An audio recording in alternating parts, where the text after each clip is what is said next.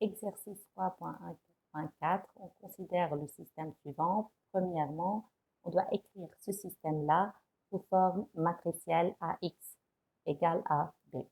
Donc, la première équation nous donne la première ligne de A. Le coefficient de X, c'est 0, le coefficient de Y, c'est 2 et le coefficient de Z, c'est moins 1.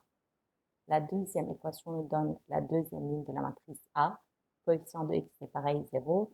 Coefficient de Y, moins 1. Coefficient de Z, c'est 1. Et finalement, la dernière équation nous donne la dernière ligne de A. Coefficient de X, c'est 1. Y, 0. Et coefficient de Z, c'est 1. Quand X, c'est les inconnus qui sont X, Y et Z. Et finalement, le second membre nous donne la matrice P1, 1, 4.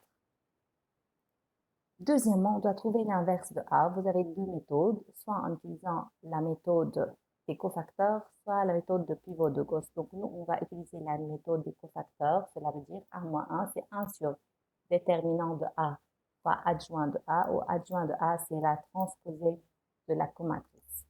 Le déterminant de A, donc si on développe le déterminant suivant la première ligne, vous avez plus, moins, plus, donc c'est plus 1 fois, on enlève la première ligne, la dernière ligne et la première colonne, donc il nous reste le déterminant de cette matrice carrée qui va être 2 fois 2, 2, moins 1 fois moins 1, donc 2 moins 1, c'est 1. Donc le déterminant de A, c'est 1. On va calculer maintenant la comatrice.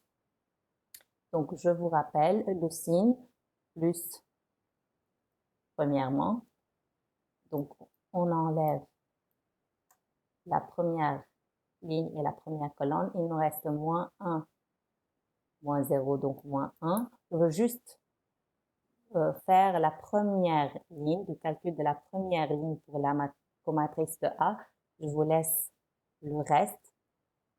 Pour ce terme, le terme de la première ligne, deuxième colonne, le signe c'est moins, donc on a moins, puis on enlève la première ligne, deuxième colonne, il nous reste 0 fois 1, donc c'est 0, moins 1, et le signe c'est moins, donc plus 1.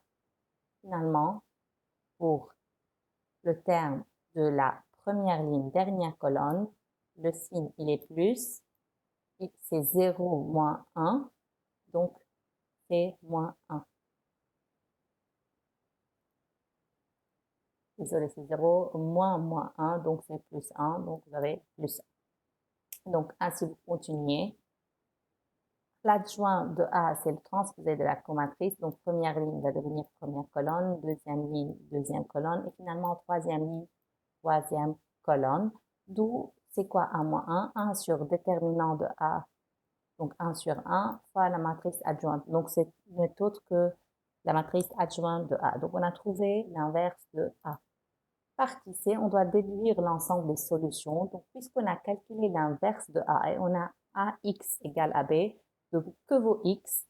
C'est A moins 1 fois B.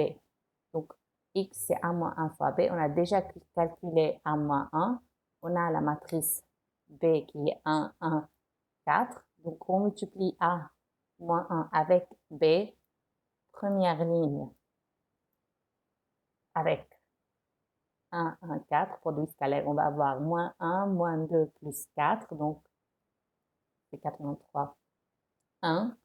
Deuxième ligne, ça va nous donner 1 plus 1, 2 plus 0, donc 2. Et finalement, 1, 2, 0 avec 1, 1, 4, produit scalaire, nous donne 1 plus 2, donc c'est 3. Donc quand X, c'est matrice 1, 2, 3, ainsi X, c'est 1, Y, c'est 2, et Z, c'est 3. Ça, c'est la solution du système